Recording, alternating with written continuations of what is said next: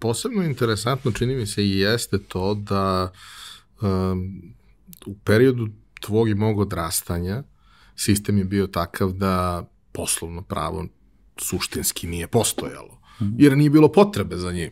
Preduzeća su bila društvena, ono što je postojalo su bile možda male zanatske radnje ili nešto slično, ali u suštini sve ono što, da kažem, postoji danas u oblasti poslovnog prava, koja je možda i najlukreativnija oblast ako se opredeliš za pravo, jeste kod nas negde počelo nastajati 90-ih, ali realno nastalo posle 2000-te u tom celom procesu. Tako da si ti ne baš bukvalno rastao zajedno sa tim, ali i da.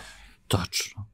Pa gledaj, mi nismo imali, tebi je prvi zakon o preduzećima kod nas koji je poznavao klasičnu privatnu svojinu, donet bio 96. Prvi zakon o privrednim društvima tek u 2000-tima, 2003. recimo. Tako da smo upravo to, znači ja kad sam bio na faksu, mi smo još uvek imali, srećom je bar bila opciona, društvenu svojinu na prvoj godini koju je hteo da uči ili u drugoj, ali u svakom slučaju to je bilo deo stvarnog prava, to su ti svojinska prava. Ajde da tako približim na običan jezik. Mislim, društvena svojina. Ja sam iz radoznalosti za to da čitam.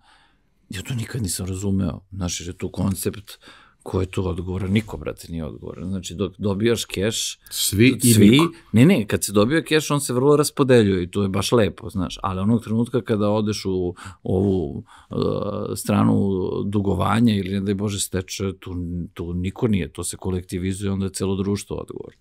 Znači, ceo koncept društvene svojine je meni potpuno bio... Super. Jeste, top. Pa objašnjava puno stvari kako je kod nas funkcionisalo, znaš. Tako da mi smo tada, tek su krenuli, imali smo par predmeta koji su se bavili privrednim pravom. Baš par. Ja sam zato i išao na privredni smer jer je tu nešto bilo toga više. Paradoksalno, što ja tada nisam znao, isto sam mislio, baš to što si ti rekao, kao ovo je novo, mi smo ti isto svi bili u fazonu ko se time bavio, smo bili kao ova naša IT industrija pre jedno 6-7 godina, znači to je sad, ti si u jednom boomu, kreću privatizacije, svi se sad na nešto to lože, niko to ne zna, to je mnogo cool, to je mnogo novo i slično. I taj deo je ceo tačan. Sad, onaj deo koji mi nismo znali, a koji smo nažalost izgubili u odnosu na SFRJ, je što upravo to, ti nisi iznutra u SFRJ imao privatnu svojinu. I nisi imao preduzetništvo i nisi imao kompanije klasične.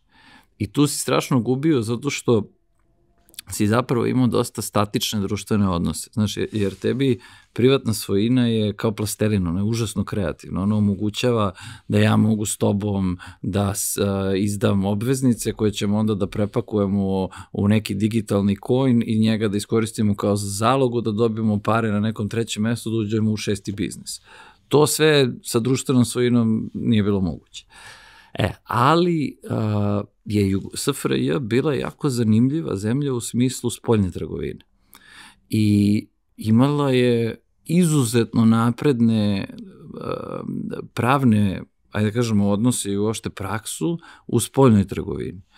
Jer su ti naše velike korporacije koje su bile državne, kao što su ti Genex, Inex i slično, trgovali za vreme hladnog rata sa celim svetom.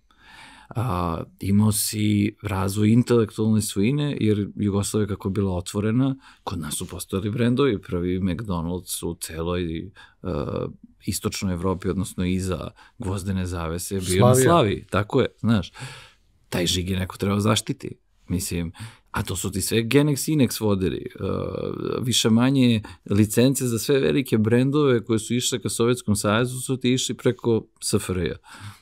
To je ono, to pošto ste istraživali prethodnog dana, postoje one neke slike, mape, tekstovi o tome šta se sve proizvodilo kod nas, suštinski ne postoji taj neki pravi detaljni spisak koji objašnjava i šta je sve i koje su to količine, pošto u nekim slučajevima je to bilo smešno, to je bilo samo, da kažemo, mazanje očin, ali zapravo proizvodilo se mnogo toga i proizvodilo se mnogo toga po celoj Jugoslaviji i to su bile stvari koje su ti brendovi nisu imali problem da stave svoju oznaku na to, jer je to zaista bilo vrhunsko. Pa tako je, i ne samo to, znaš, nego si ti, sad ono što je zanimljivo, što se to na pravnim fakultetima nije toliko proučavalo, nego su ti to bili ljudi koji su učili kroz praksu. I onda su ti, ne znam, u Kluzu koji je izvozio, ako ja dobro pamtim, za Boss, tebi je njihov pravnik pravio ugovore sa Nemcima o svemu, od franšize do licenciranja, do spoljne trgovine, prenosa, kargoa, čega hoćeš. Znači, ti si imao jedno fantastično, bogato iskustvo u privredi za spoljnu trgovinu. Tu nam se desila jedna onako, pa, mislim, ko što su cele 90. bila tragedija. Taj diskontinuitet. Ali iskreno to treba ga nazvati, ja ne volim dramu, ali to treba zvati pravim imenom, to je stvarno bila tragedija. Si ti gradio, build-upovao nekih 45 godina, 51 super know-how, ok, nikad ga nisi greškom institucionalizovao da je on postojao na fakultetu, ali si imao ljude koji su mogli u struci da te uvode u to i da ti prenose, to si sve izgubio. Kako si ga izgubio? Pod jedan, izgubio si ga što su ti se desile 92. sankcije, a drugo si izgubio zato što je cijela ta izolovanost zemlje trajala predugo, trajala je 10 godina. 10 godina je taman bilo dovoljno da ti svi ti ljudi koji su taj know-how imali, kad su došle 2000-te budu u 50-im ili čak 60-im i da su pred penzijom, u preduzećima koje su do tada propala. Znaš, mi smo svi slušali kad je COVID bio, ono supply chains i šta se dešava kad se preseče. Sad zamisli šta se desi kad si ti bio jedan Kluz koji je 30 godina nekome u Nemačkoj bio dobavljač i onda te 92. neko iseče i sečete na narednih 8 godina. Ti više nikad nećeš se vratiti na mesto koje si bio. Zamenili su te, našli su drugog dobavljača i idu dalje. Tako da si ti bio izolovan 10 godina, su ti ljudi koji su imali know-how ostarili, su te firme u kojima su oni sedeli propale i mi smo zapravo u znanju fantastično mnogo izgubili. Znaš, jer jedna od oblasti koje mi radimo u kancelariji je evropsko pravo. I sad imaš te čuvene, mi smo svi, nažalost, odrasli sa pričom o SSP-ovima, ovim sporazumima o stabilizaciji i pridruživanju. Zašto kažem nažalost odrasli? Oni su trebali da traju 3-4 godine i da mi uđemo u Evropsku uniju, a ne da odrastemo s tim. Naše priče o tome traju 20 godina, mislim, kao i sirotim Turcima. Ali ono što jako malo ljudi zna, da je SFRJ imala svoj sporazum koji je bio potpisan 1980. I kad uzmeš da čitaš, je daleko impresivniji dokument, samo u smislu tehnike i znanja, nego ovo što je potpisano bilo kasnije svuda u regiji. Tako da se baš desio veliki gubitak. Pravni fakultet to nije pretarano, na njega se reflektovalo na bilo koji način, ono što sam rekao, to znanje nije bilo institucionalizovano. Ali, da ću ti još jedan primjer. Tebi je SFRJ bila osnivač GATT-a. GATT je jako bitan, to je preteča današnje Svetske trgovinske organizacije, čiji mi još uvijek nismo ni članica. Ti od toga da si bio osnivač, znači da si predvodio u toj oblasti prava u praksi, da to ti je bilo tadašnji SIV, spoljna trgovina, i Ministarstvo inostranih poslova koje se zvalo SIP, si došao na to da danas ti nemaš ni jedan celoviti udžbenik, a kamoli ozbiljan predmet na tu temu.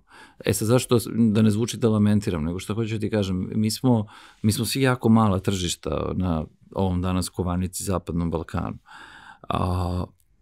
Ti si izvozno orijentisan, ti ne možeš da ne budeš izvozno orijentisan, jer prosto si premalo tržište za sopstvene potrebe. Nisi ti Kina, ti znači moraš da tražiš gde ćeš da izvoziš. Znači ti si jako, i s druge strane mnogo toga ti fali kad praviš međuproizvod, trebaju ti inputi koje uvoziš.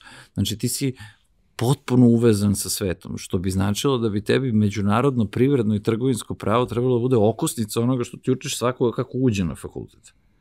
Mi imamo 1,5 predmet. I to, poslednje što sam gledao, su opcioni. Znaš, tako da tu su se čudne stvari dešavale. Mi smo 2000-ih bili jako okrenuti na unutra, jer su krenule privatizacije i bila ta renesansa, zovimo ga, domaćeg privrednog prava. Ali ova međunarodna komponenta, ta renesansa se još uvijek nije ni desila, nažalost.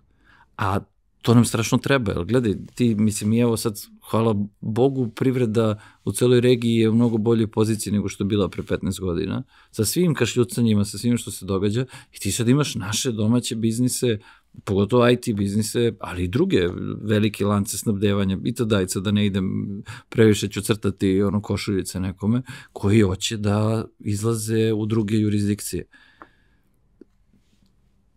Ti jedva da možda nađeš par kancelarija i još manje obučenih pravnika koji znaju kako to da rade.